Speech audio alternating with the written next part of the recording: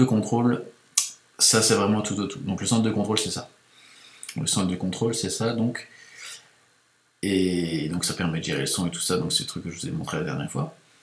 Mais surtout une chose, il faut bien comprendre un truc.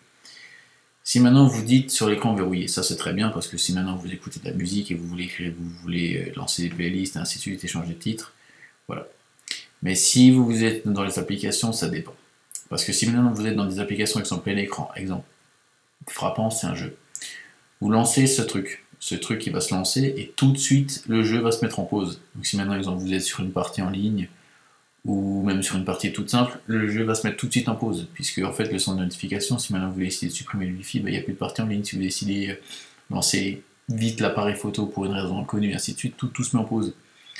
Il faut bien comprendre ça. Alors si vous faites exemple des parties en ligne, il y a une chance sur deux pour qu'il y ait après, quand vous avez relâché donc, le centre de notification, enfin le centre de contrôle, quand vous avez relâché le centre de contrôle, qui vous dit directement voilà, erreur de réseau.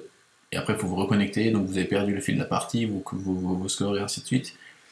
Pareil, si maintenant vous regardez une vidéo sur YouTube par l'application YouTube, ou même par Safari, hein, peu importe, il va directement vous dire une erreur est survenue. Cliquez pour rafraîchir, alors soit il retrouve l'endroit où vous étiez avant, soit il faut recommencer la vidéo dès le départ.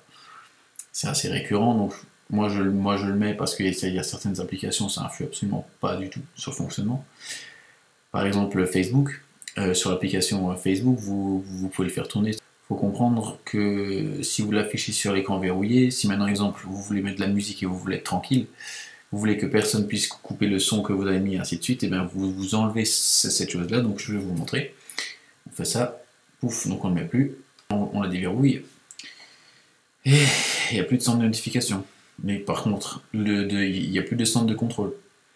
Par contre, si maintenant je viens, je remets ce centre de contrôle actif, donc si maintenant moi je dis je veux mettre de la... Ah tiens, je veux changer de musique, donc vous voyez, il y a ce petit trait en dessous qui est nouveau là, donc avec le centre de contrôle.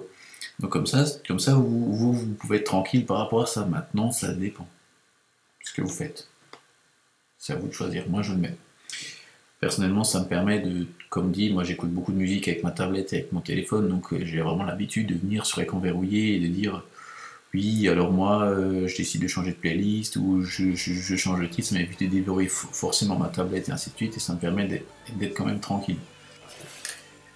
Merci à tous donc d'avoir regardé la vidéo sur le centre de contrôle sous iOS 8 avec les points clés. Et donc je vous dis à bientôt. Salut!